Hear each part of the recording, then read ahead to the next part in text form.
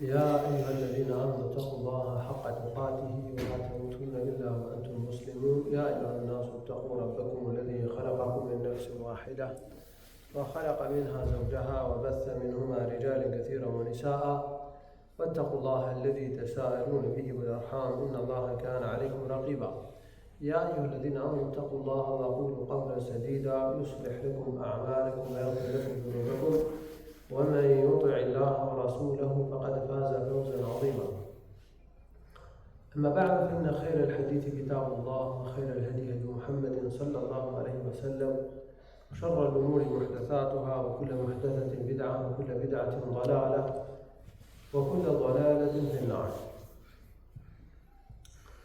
Dashur vëllezër, në lidhje me dënimin e rënd të gënjeshtrës,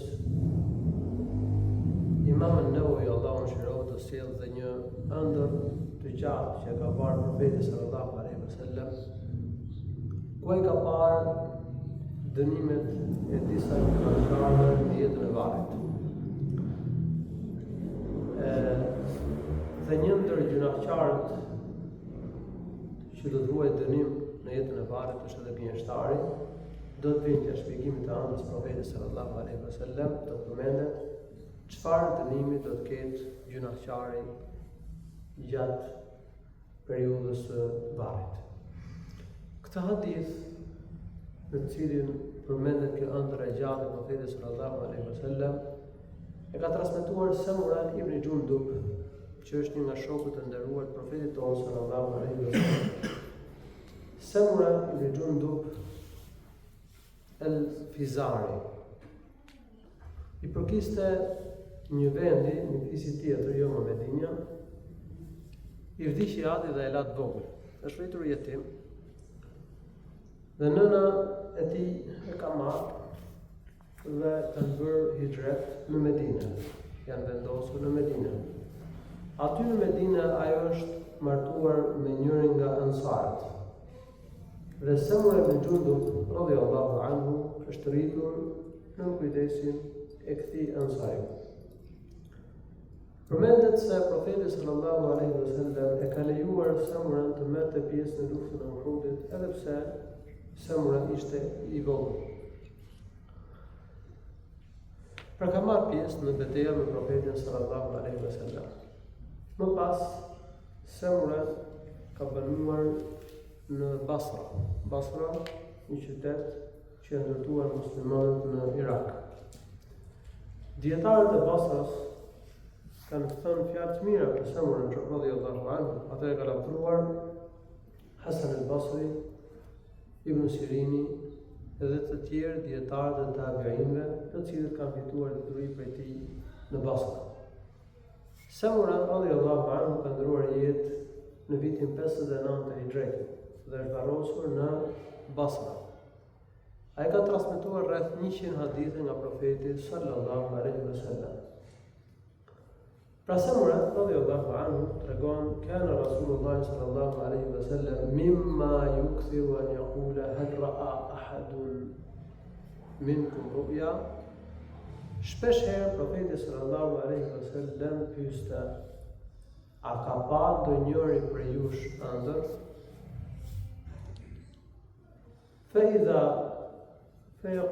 فإذا قال أحد فيقص من شاء أن يقص الرؤيا.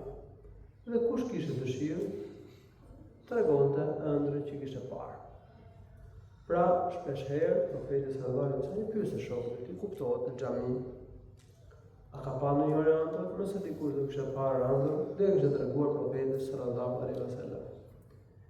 Kjo tregon interesimin e profetit tonë sallallahu alaihi wasallam për çështjen e ëndrave. Ëndrat ndahen në dy llojesh: ëndra të mira dhe ëndra të këqija. Ëndrat e mira janë nga Rahmani, ndërsa ëndra e keqe është nga shejtani. Ka thënë profeti sallallahu alaihi wasallam në hadith: "Ar-ru'ya min ar-Rahmani wal-hulum min ash-shaytan." Ëndra e mirë është nga Rahmani, nga i gjithëmëshirshmi. Ndërsa ëndra e keqe është nga shejtani. Sipas një hadithi tjetër, profeti sallallahu alaihi wasallam I ka ndarë ëndrat në 3 lloje. Ëndra e mirë që është nga Allahu. Ëndra e keqe, shqetësuese, që është nga shejtani. Dhe ëndra që nuk kanë ndonjë kuptim. Janë thjesht refleksione të trunit, ose reagime të trunit. Për shembull, dikush ka qenë I uritur dhe shikon në ëndër sikur ha ushqim, ose ka qenë I jetur dhe shikon në ëndër sikur pi ujë, ose ka biseduar me disa njerëz para gjunit, ose ka kryer diçka me ta, dhe shikon gjëra që lidhen me këtë pjesë. Këto janë ëndra të përzierë, të cilat nuk kanë ndonjë kuptim. Nuk konsiderohen as nga Allahu dhe as nga çmimi I shejtanëve apo I xhinëve. Pra ëndrat do të kemi parasysh që ndahen në këto 3 lloje. Ëndra e mirë që është prej Allahut është një pjesë e profecisë. Sepse profeti sallallahu alaihi wasallam ka thënë një hadith: الرؤيا الصالحة من الرجل الصالح جزء من 46 جزءا من النبوة. Ëndra e mirë që shikon një njeri mirë është një pjesë nga 46 pjesët e profecisë. Dihet që profetët janë frymëzuar dhe përmes ëndrave. Profeti sallallahu alaihi wasallam pas se I vinte shpallja shikon të ëndra të cilat I dilin si argimi, I dilin të vërteta, I dilin të sakta. 6 muaj para se I vinte shpallja, profeti sallallahu alaihi wasallam ka pas parë ëndra dhe I dilin ashtu siç I ka parë, sallallahu alaihi wasallam. Ëndrat e profetit janë hak, janë frymëzim nga Allahu dhe Rasuli, sepse shejtani nuk mundi ngacmon ata. Prandaj dhe kjo ëndër që ka pa profeti sallallahu alaihi wasallam dhe që ne do ta shpjegojmë është pjesë e profecisë, padyshim. Është pjesë e shpalljes. Duke qenë se njerëzit e mirë përmes ëndrave të mira mund të marrin ndonjë sihariq, një lajm të gëzueshëm. Ose mundet që të tregohet diçka në ëndër që ka për të ndodhur në të ardhmen, ose mund të marrin ndonjë paralajmërim për diçka. Që duke qenë se mësojnë diçka përmes ëndrave, në këtë aspekt, ëndra e mirë që shikon njeriu mirë konsiderohet një pjesë nga 46 pjesët e profecisë. Në një hadith profeti sallallahu alaihi wasallam ka thënë: "Lam yabqa min an-nubuwwati illa al-mubashshirat." Qalu: "Wa ma al-mubashshirat ya Rasul Allah?" Qala: الرؤيا الصالحة من الرجل الصالح. Ka thënë nuk kanë mbetur nga profecia vetëm se lajmet përgëzuese. Thanojë me Allah, cilat janë mubashiratët, pra lajmet përgëzuese? Ka thënë profeti sallallahu alaihi wasallam, janë ëndrat e mira që shohin njerëzit e mirë. Pra ëndrat e mira që shohin njerëzit e mirë janë nga Rahmani. Pra ato janë lajme përgëzuese. Por në të shumtën e rasteve pra ëndrat e mira janë përgëzuese, nuk janë shqetësuese, nuk janë të trishtueshme, nuk e të ndisin njeriu, nuk I shkaktojnë ankth. Por ndonjëherë mundet që njeriu të marrë në ndonjë sinjal ose në ndonjë paralajmërim në ëndër si para përgatitje për të ose për muslimanët. Pra mund të jetë paralajmërim për ndonjë sprovë, për ndonjë bela, për diçka. Pra mund të jetë edhe ndonjë domethënë vërejtje. Dikush ka mangësi, bën gjunahe. Dhe Allahu I lartësuar kërkon që ky njeri të përmirësohet, se është njeri I mirë.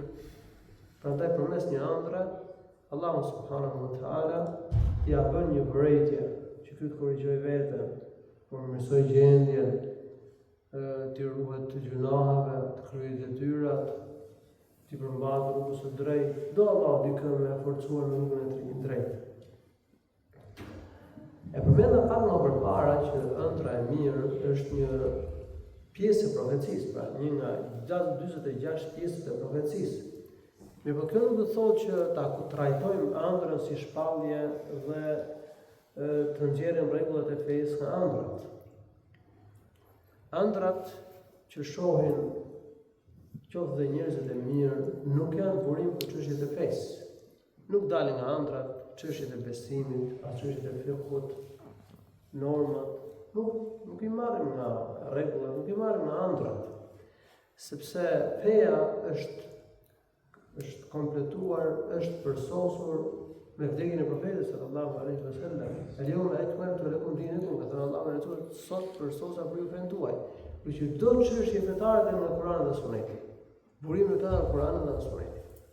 Për që ëndrat e mira që shohin njerëz të mirë nuk ka të bëjë me të pjesë, pra nuk ka të bëjë me marrjen apo nxjerrjen e rregullave dhe çështjeve të fesë. Çështjet e fesë dalin gjithë nga Kurani dhe Suneti. Edhe këtu është rasti, është vendi për të vënë në dukje devijimin e atyre që bazohen në ëndra për çështjet fetare. Pretendojnë që ka treguar Allahu në ëndër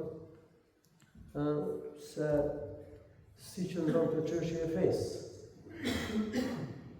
Edhe ata kanë mendime që bien kundërshtim me ajetet dhe me hadithet, që bien kundërshtim me sunetin e profetit sallallahu alaihi wasallam, që i bazojnë në ëndra.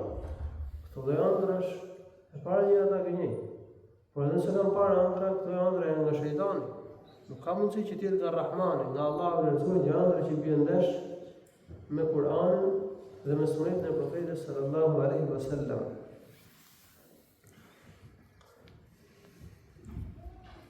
Ka sektët, shehlerë, ose i tharë, sektët e sufizmit që mashtrojnë njerëzit me ëndrat që pretendojnë se i kanë parë.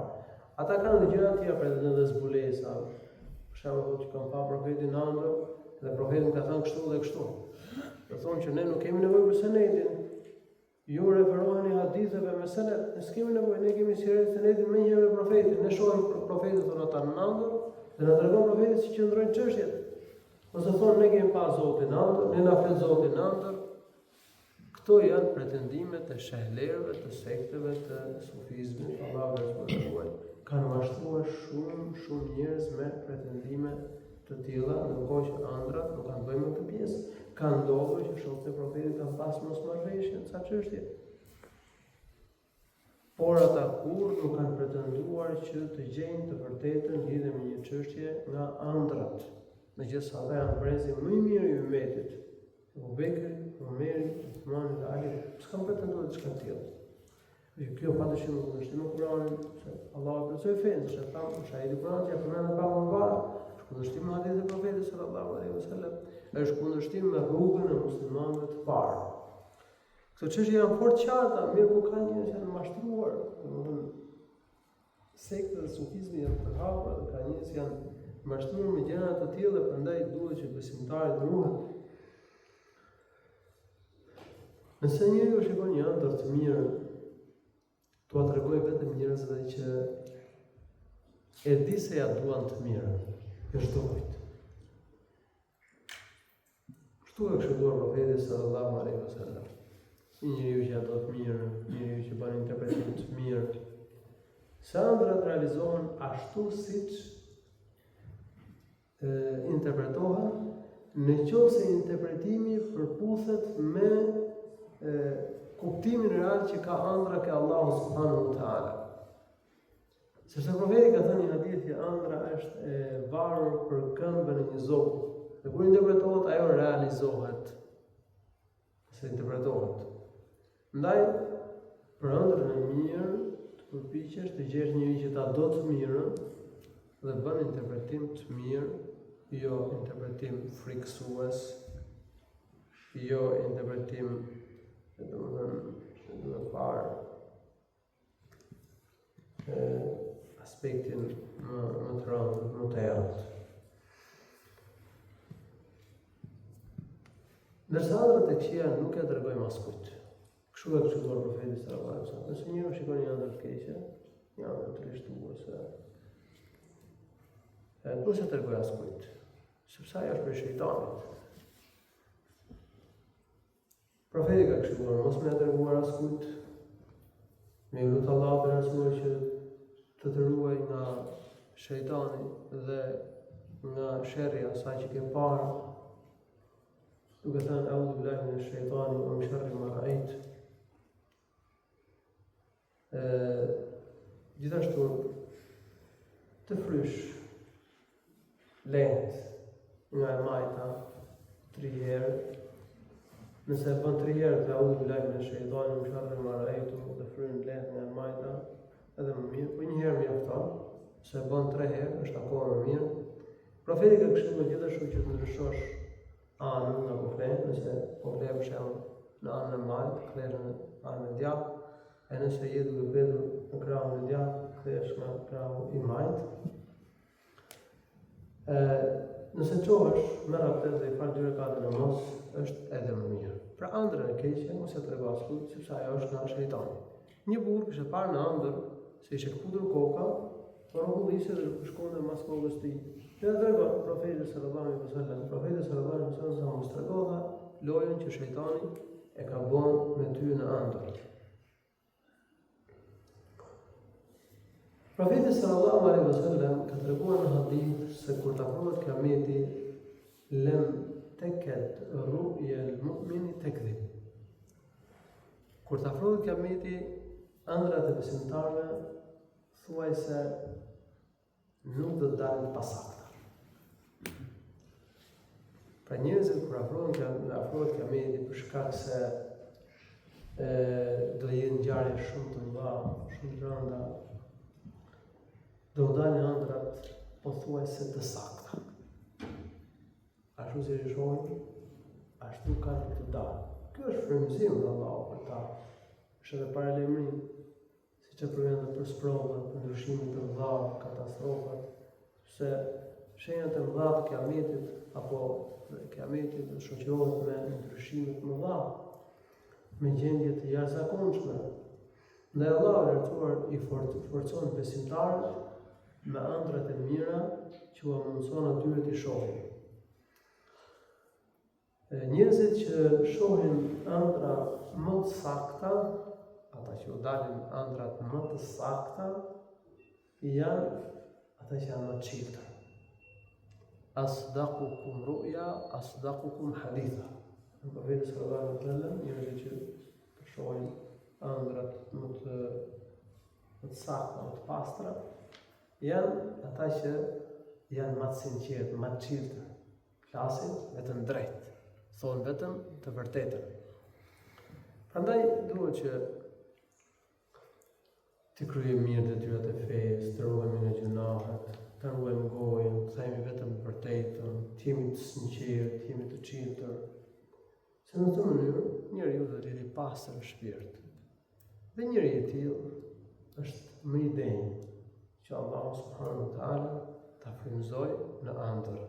Dhe i tregoj gjëra në ëndër dhe kanë me i dalë gjërat në ëndër ashtu siç ka parë. Kjo nuk do të thotë domethënë që do shikoj gjëra frikësuese në ëndër, do mendo edhe pak më përpara që ëndrat e mira nuk kanë këtë natyrë, ato janë përgëzime, janë si harriqe. Po mund të jenë edhe paralajmërim, në një sprov, që besimtari përgatitet, nëse vi diçka domethënë befasi pa qenë para përgatitur. Profeti sallallahu alaihi wasallam i pyeti shokët e tij, që tregon se ka njerëz që shohin ëndra, dhe ato kanë interpretim ndaj të profetit sallallahu alaihi wasallam, pyetje që tregojnë ëndrat, dhe kuptohet që profeti sallallahu alaihi wasallam bënte interpretimin e ëndrave të tyre. Njëherë në një sabah, profeti sallallahu alaihi wasallam i ka pyetur shokët e tij: وإنه قال لنا ذات غداة إنه أتاني الليلة آتياني وإنه ما قال لي انطلق وإني انطلقت مع الله. Thënë profeti sallallahu alaihi wasallam këtë natë, në një sabah, tha profeti sallallahu alaihi wasallam, këtë natë më kanë ardhur dy burra në ëndër. Do ta mësojmë pak më pas që këta kanë qenë dy melek.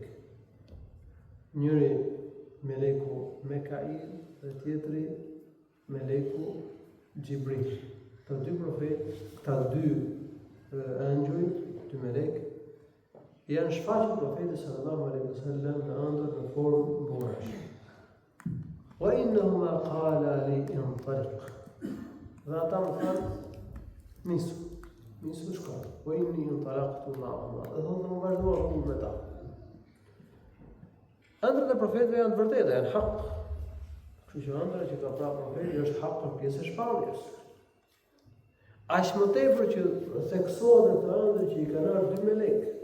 Përmendet nga fundi i ëndrës që ata që e shoqëruan në gjatë këtij udhëtimi në ëndër kanë qenë dy melek, njëri Mekail, Gjibril dhe tjetri Mekail. Thotë vazhdova rrugën bashkë me ta, wa atayna ala rajulin muttaji'in wa idha akhara قائم على رأسه وبيده صخرة فيأتيه فيلقي أو فيهوي بالصخرة على رأسه فيثلغ رأسه فيتدهده الصخرة فيذهب ليأخذها فلا يرجع حتى يصح رأسه فيعود فيفعل به كما فعل به في المرة الأولى. ثم النبي صلى الله عليه وسلم يقول هذا ثوت جين njëri të shtrirë.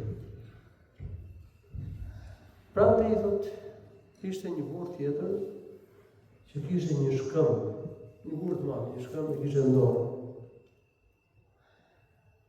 Edhe thot, i shkon tek koka këtij që ishte i shtrirë dhe ja lëshon shkëmbin në kokë. Edhe ja shtyp kokën, ja thyn kokën. Edhe rrokulliset shkëmbi. Shkon dhe merr shkëmbin. Kur kthehet, koka e këtij që po duan të dënohej, kthehet me shnet siç ishte më përpara, kthehet në gjendjen e saktë. Dhe ja lëshoi përsëri, ja hodhi përsëri shkëmbin në kokë, siç bëri herën e parë. Thonë një transmetim tjetër dhe kështu vazhdon dhe dialogu. Thash, ma hadha, ç'është ky që po vuan, që po i shtypet koka kështu? Më thanë, intaliq. Thanë, vazhdo rrugën. Thot, vazhdo rrugën me ta.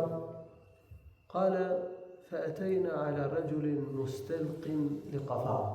Të shkojmë dhe arrim ke një person që ishte i shtrirë me shpinën në tokë. وإذا آخر قائم عليه في يده كلوب من حديد. Një burr tjetër po rrinte pranë tij në këmbë dhe kishte një krap hekuri. Një hekur të kthyer e kishte në dorë. Qala فأتى إلى أحد شقي وجهه فجعل يشرشر شدقه إلى قفاه ومنخره إلى قفاه وعينه إلى قفاه. Thotë i shkoi ke një anë e fytyrës. Edhe ja çau me këtë shufrën e hekurit, me këtë krapën e hekurit, ja çau skajin e gojës deri tek kafka. Edhe njërin nga vrimat e hundës deri tek kafka. Edhe njërin syrin e kësaj ane të fytyrës deri tek kafka. ثم تحول إلى الشق الآخر ففعل به كما فعل بالشق الأول.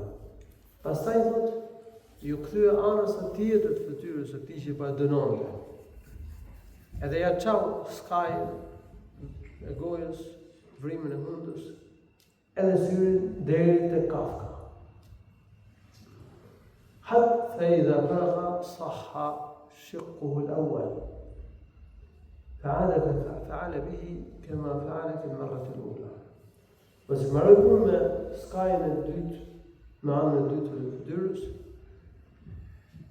أنا أبار që i kishe shqyver më përpara, ishe të tyre në gjendje më parshme. Edhe shkon, ja qanë përsëri. Skajnë e gojës, brimin e hundës, edhe syrin deri te kafka. Kështu vazhdon. Fakultu ma hadhan, thash kush janë këta dy? Qala li nëntalik. Dhe në vazhdo rrugën. Qala, فانطلقنا فأتينا على مثل التنور. Thot, vazhdojmë rrugën dhe arritëm ke një grop që ishte si një furr ku piqet bukë, si një furr. Qala fa idha fihi laghatun wa aswat. Thot aty dëgjojmë zhurmë të rëndë dhe zëra të përzier, britma, klitma, zëra të përzier shumë të rëndë. Qala فاطلعنا فيه فإذا فيه رجال ونساء امرأة. Thot shikojmë brenda kësaj furre dhe aty thot pam burra dhe gra lakurish. فيأتيهم لهب من أسفل منهم. Ndizej një zjarr në fundin e kësaj furre. Sipas një varianti tjetër përmendet se kjo furra në kryet ishte e ngushtë, poshtë ishte e gjerë. Ndizej në fundin e saj zjarr. Edhe flaka e zjarrit u vinte nga poshtë. Kur vinte flaka e zjarrit, lëshonin klithma, britma të rënda. Ato ishin ato zërat e përziera. فإذا أتاهم ذلك اللهب ضوء. Dhe thuhet një transmetim tjetër se kur ngrihe flaka e zjarrit dhe ta ngriheshin lart dhe bëheshin gati për të dalë. Në momentin kur bëheshin gati për të dalë nga kjo furrë,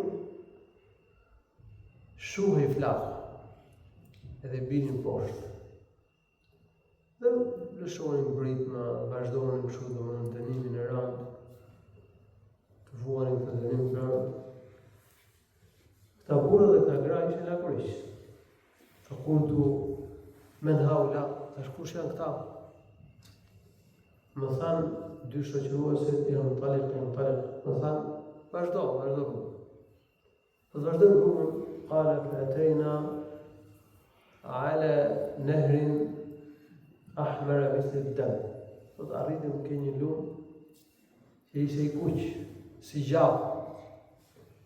Wa idha rajulun sabihun yasbahu وسط ذلك النهر.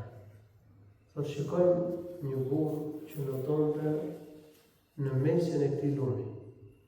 وإذا رجل آخر على شط النهر عنده حجارة كثيرة. Dhe ky burri që ishte një burr tjetër ishte në bregun e këtij lumi dhe kishte aty pranë shumë burr. قال فيسبح ذلك السابح في النهر ما يسبح فيأتي الرجل الذي على شط النهر فيفغر فاه فيلقمه حجارة. Thot ai që notonte në mesin e lumit, vazhdonte të notonte. Edhe pastaj vinte në bregun e lumit. Kur vinte në bregun e lumit, ky tjetër që kishte burr pranë,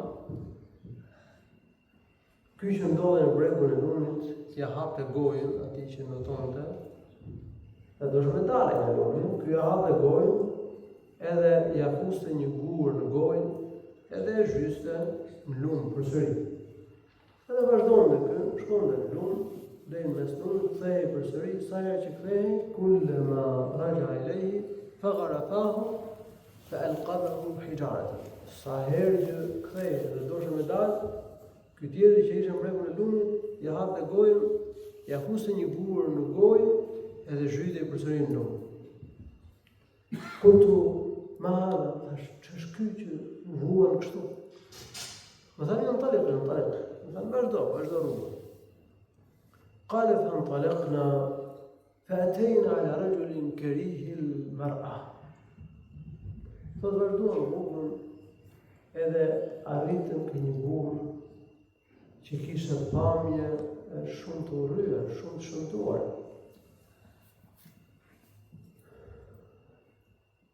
Pamja më urryer, më e shëmtuar që mund shihet. وإذا هو عنده نار يحشها ويسعى حولها. Ky burri kishte pranë një zjarr që ndizte edhe kujdesej për të zjarrin.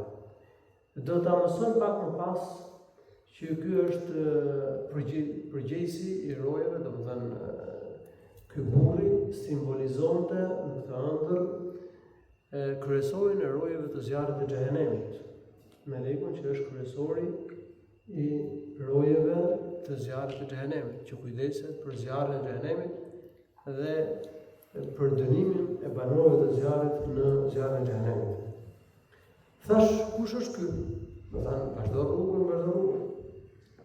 قال فانطلقنا فأتينا على روضة معتبة. Vazhdojmë rrugën dhe arrim ke një kopër që ishte i gjelbër. Kishte bimë dhe pemë të plota, të gjelbërta dhe të gjata, shumë të mëdha. Fihi min kulli naw'i rabi'. Thotë në të kopër gjendeshin të gjitha llojet e luleve të pranverës.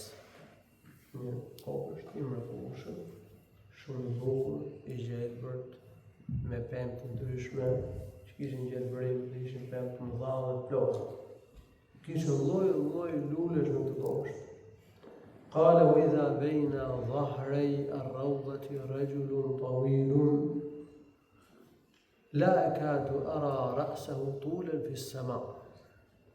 Thot në këtë kopësht shikoj një burr të gjatë. Ishte aq i gjatë thot, sa gati nuk e shihja dot kokën e tij, me gjatësia, lartësia e madhe që kishte shtati i tij. Ne do të mësojmë pak më pas që ky burr simbolizon dhe Ibrahimin alayhis Ibrahimi alayhis salam. Ibrahimi babai i profetëve. Sipas një hadithi tjetër, Ibrahimi alayhis salam ishte pranë një pemë shumë të lartë. Po pse ka pa profeti sallallahu alaihi wasallam Ibrahimi alayhis salam? Do ta përmendë pak më pas mbase se Ibrahimi është babai i profetëve, ai është i pari, është prisi i besimtarëve të pastër në një Zot. Ka thirrë njerëzit të adhurojnë Allahun një vetëm, ka thirrë njerëzit në besimin e pastër. Dhe ne jemi urdhëruar që të pasojmë fenë e pastër të Ibrahimit alayhis salam, të vëmendë se Ibrahim Hanifa ndiq fenë e pastër të Ibrahimit alayhis salam. Dhe ajo pema e gjatë që ka pa Ibrahim alayhis salam simbolizon domethënë besimin e pastër. Thot فإذا حوله حول الرجل من أكثر ولدان رأيتهم قط. Ky burr kishte shumë fëmijë, s'ka pa ndonjëherë fëmijë aq shumë, i kishte rreth vetes. Do ta mësojmë më pas, domethënë gjatë interpretimit të ëndër që ka bërë 2000 lajket e ka bërë profeti sallallahu alaihi wasallam, që këta janë fëmijët e njerëzve që kanë vdekur në fetra, në natyrën e pastër. Thash, kush është ky? Dhe ç'është kjo? Kush janë këta? Më thanë vazhdo rrugën. Vazhdojmë rrugën dhe arritën tek një pemë madhështore. Nuk kam parë pemë, thot ndonjëherë, a'zama minha wala ahsana minha. S'kam parë ndonjëherë thot pemë më të madhe se ajo dhe as më të bukur se ajo. Dhe më thanë ngjitu në këtë pemë. Thot, unë gjitëm dhe arritëm tek një qytet që ishte ndërtuar me tulla ari dhe tulla argjenti. Shkojmë tek porta e qytetit. Fastaftahna fafutiha lana. Kërkuam që të hapej porta e qytetit dhe u hap porta e qytetit. قال فتلقانا رجال شطر من خلقه كأحسن ما أنت رأيت أو أنت رأى وشطر منهم كأقبح ما أنت رأي. Aty thot, na dolën përpara ca njerëz, ca burra që gjysmën e trupit e kishin në formën më të bukur që nuk kesh parë ndonjëherë. Nëse gjysmën tjetër e kishin në formën më të shëmtuar që nuk kesh parë.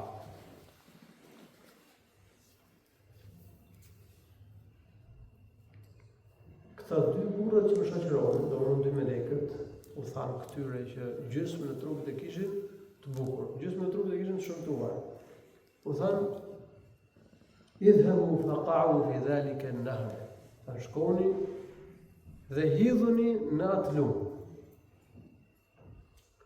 Wa idha huwa nahrun mu'taridun yajri ka'anna ma'ahu al-mahdu fi al-bayad.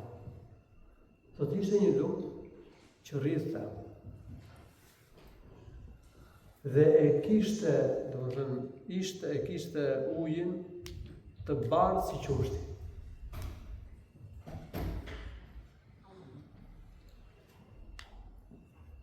Thot, edhe këta vajtë dhe u hodhën në këtë lumë. Edhe mas i dorën nga lumi, nuk ishte iga jo shëmtia. Ishin këthyre krejt, të bukur. Ajo shëmtunin që kishin, nuk shëmtunin. Do përmenet pa më pas janë këta simbolizojnë njerëzit që kanë bërë dhe vepra të mira dhe të këqija. Do Allahu në çon me i pastru, me i fal. Bën banor të xhenetit.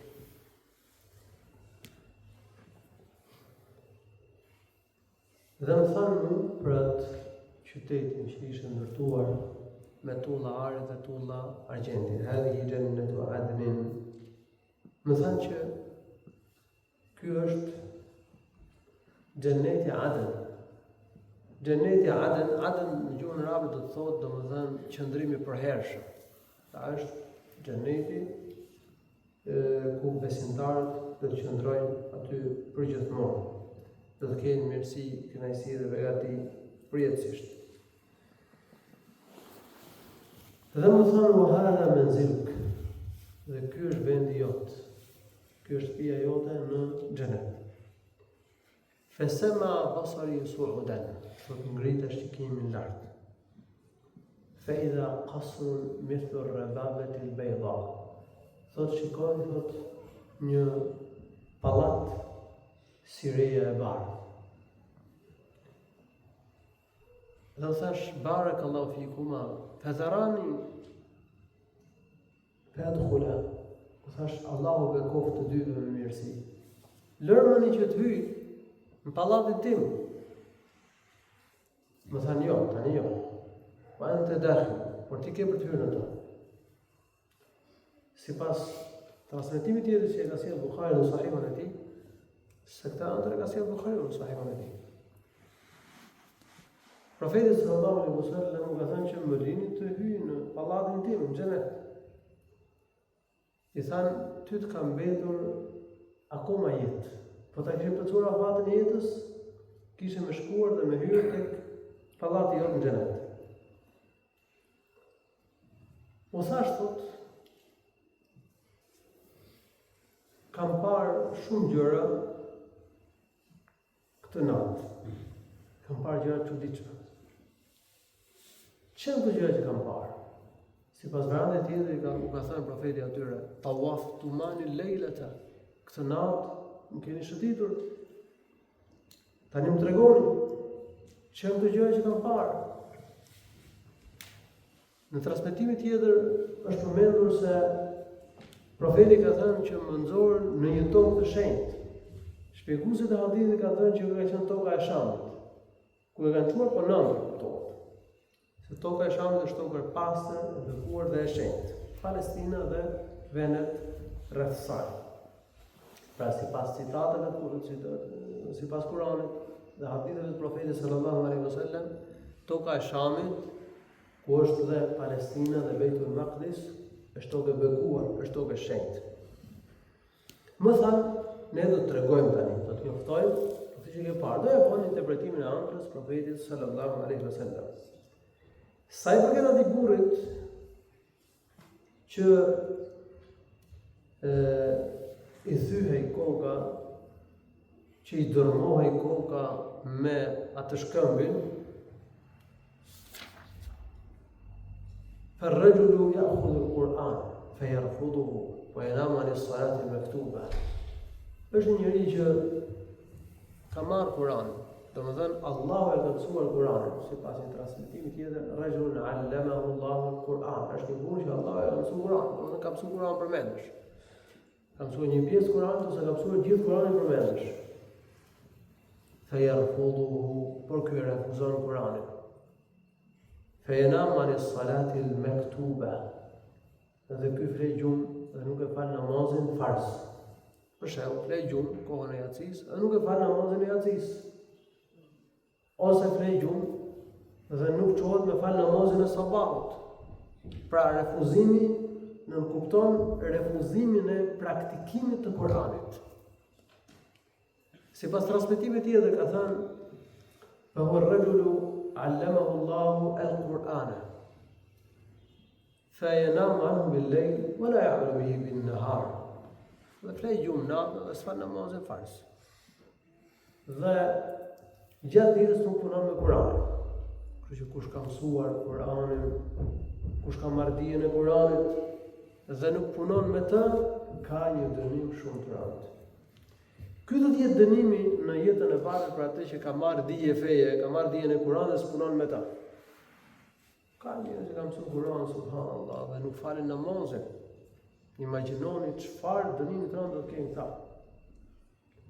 E kanë mësuar që e kanë farz me fal namazin e yacis dhe sa falin në kohë. Falin namazin e sabahut dhe nuk e falin në kohë. Ky do të jetë dënimi i atyre që s'falin namazin në jetën e varrit. Njerëz që e falin namazin, po lënë ndonjë namaz, i shtypet koha, atij që s'fal namazin e yacis kohën e vet, atij që s'fal sabahun kohën e vet, sidomos se ka marrë dije feje. Dhe ka një njerëz që ka mësuar Kur'anin për vetë, por nuk kanë shembull për njerëzit. Nuk kujdesen për namazin. Nuk ruan nga gjunahet.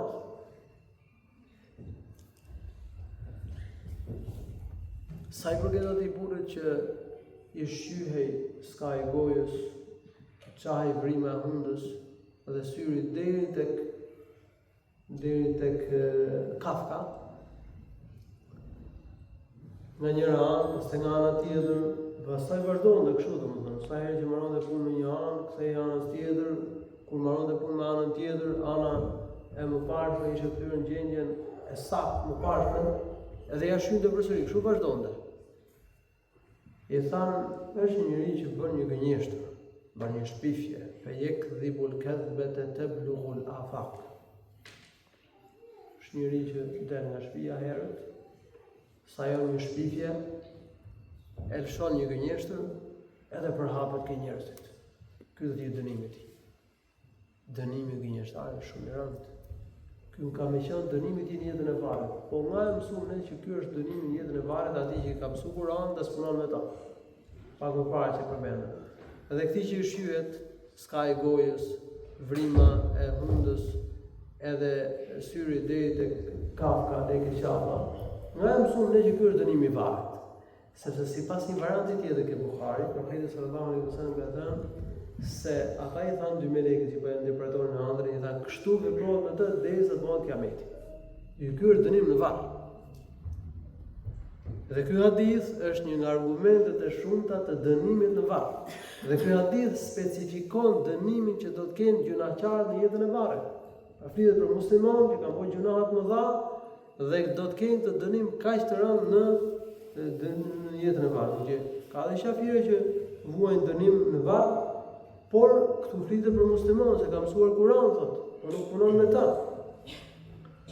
Pra që gënjen ka një dënim shumë të rëndë në jetën e varrit. Prandaj e ka sjellë autori këtë hadithën të temë, ku flet për dënimin e gënjeshtarit, sepse ai që është shpif, ai që gënjen ka dënim shumë të rëndë në varr. Sa u përket burrave dhe grave thotë që ishin lakuriq në atë gropën që dukej si një furr buke. Po çfarë dënimi kishin ata që përmend pak më përpara? Ata ishin lakuriq. Në fundin e furrës që ishte i gjerë, fundi i furrës ishte i zjerë dhe kryet e saj ishte i ngushtë. Ndizej zjarr. Dhe kush përthente flaka e zjarrit, e ngrihej lart, ata ngriheshin lart, dhe koheshin gati për të dalë. Në momentin kur koheshin gati për të dalë, binte shuhej flaka e zjarrit, binin poshtë. Dhe kështu vazhdonin dhe lëshonin klithma, britma, zëra të përzier nga dënimi i madh që vuanin burra dhe gra lakuriq në këtë furrë. Këta thot janë imorale dhe imoralet. Ky është dënimi i imoralit dhe imorales në jetën e varrit. Imoralet dhe imoralet kanë dënim në këtë botë. Po çfarë dënimesh? Sipas dietarëve sprovohen me varfëri, me strese dhe turbullira shpirtërore. Ndaj dhe smundje shpirtërore janë shtuar shumë. Dhe një nga shkaqet është imoraliteti, veprat e ulta. Turprim. Rrezikon ai që bën imoralitet dhe ajo që bën imoralitet që ta turprojë Allahu subhanahu wa taala, ta poshtrojë Allahu. Strese dhe turbullira shpirtërore, zymti, fytyrë të errët. Jonaçarët kanë fytyrë të errët. Këto janë disa nga dënimet që do t'i kenë në këtë botë. Dënimi i jetën e varrit në këtë hadith përmendet domosdoshmë se do të jenë lakuriq në një grop ku ndizet zjarr dhe digjen e huajnë dhe lëshojnë britma nga dënimi i madh. Sipas një hadithi tjetër, një ëndër tjetër që e ka transmetuar nga profeti sallallahu alaihi wasallam, profeti ka parë në ëndër se ka parë njerëz qala ka ashaddi shay'in intifakhan wa antanahu rihan ka'anna rihahum al-marahid fasaltu min haula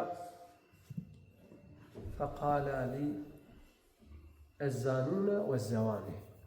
Ka parë profeti sallallahu alaihi wasallam njerëz, burra dhe gra, që e kishin trupin shumë të fryrë.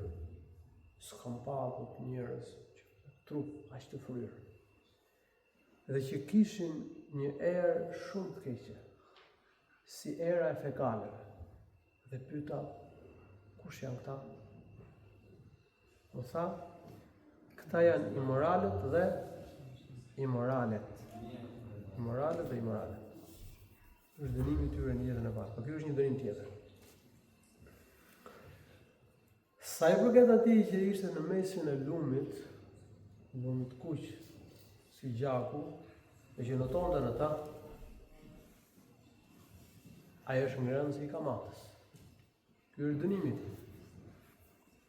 Dhe kur do me dal, ky tjetri që është në bregun e lumit, ja hap gojën dhe ja fut një gur. Dhe do të kthehet përsëri në lum.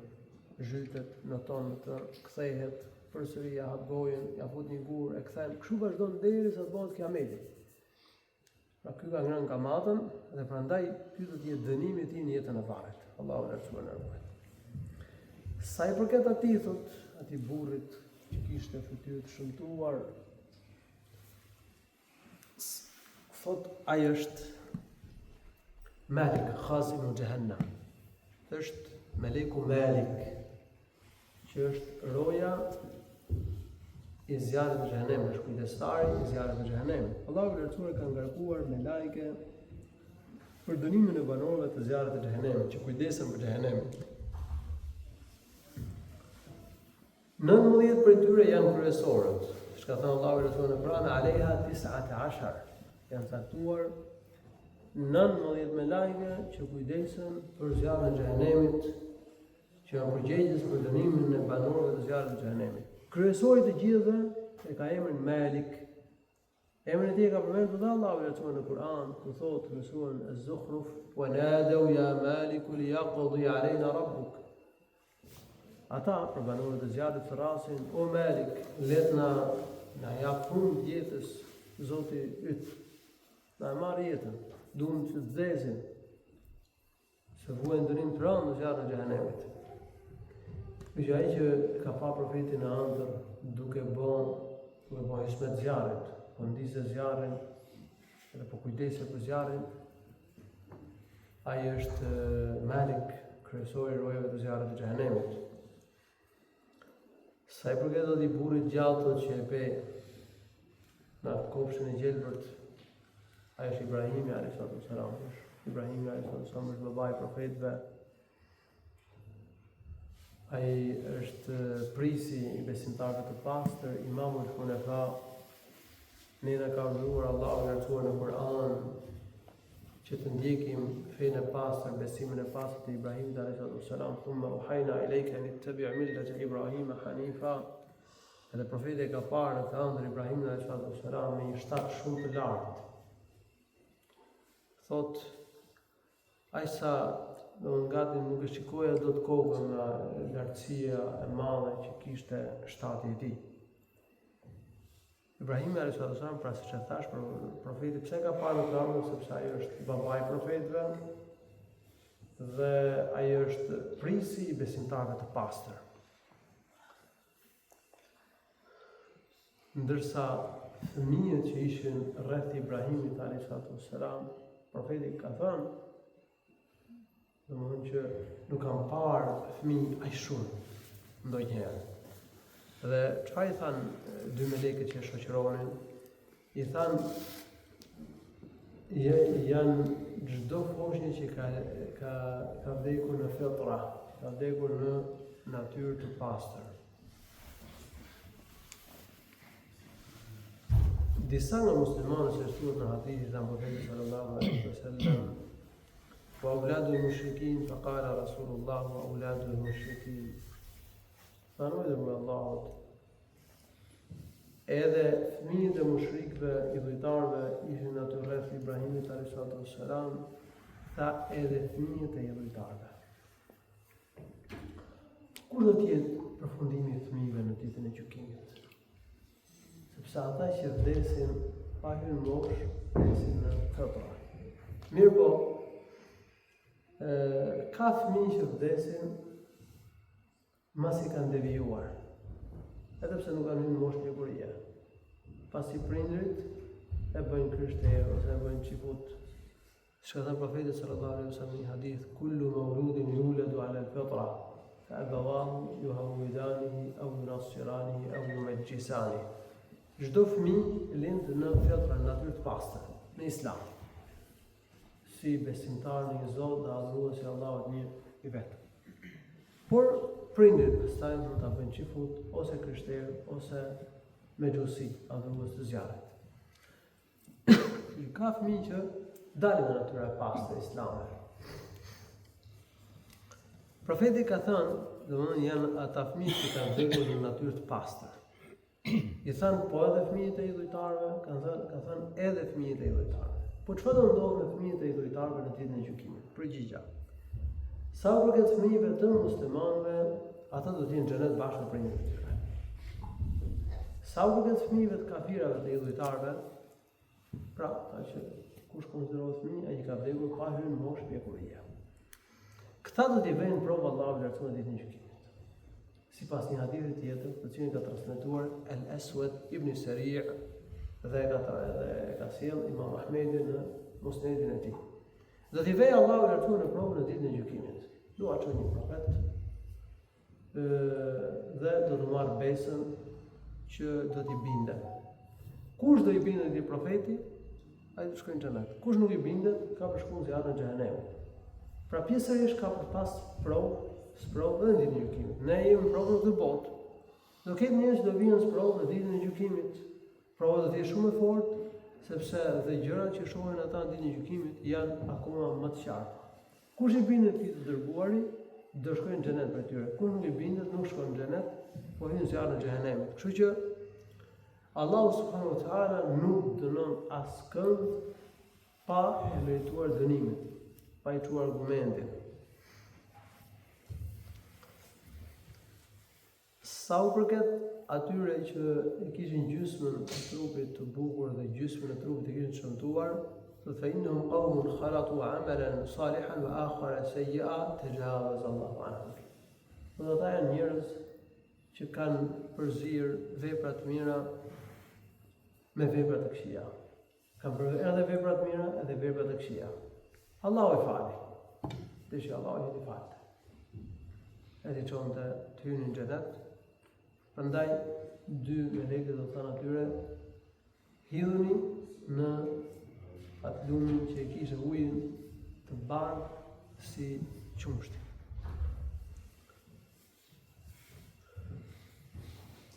Sipas një transmetimi tjetër, sipas një varianti tjetër, profeti sallallahu alaihi wasallam është ngjitur në pemë dhe ka hyrë aty në një pallat.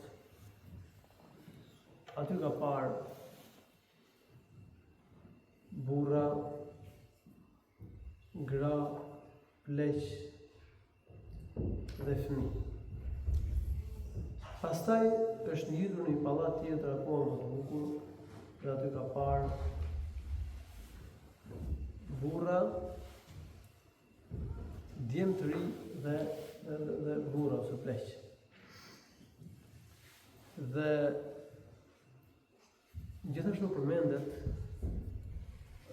se dy shoqëruesit i thanë profetit sallallahu alaihi wasallam, njëri prej tyre tha, unë jam Gjibrili, tjetri tha, unë jam Mikaili.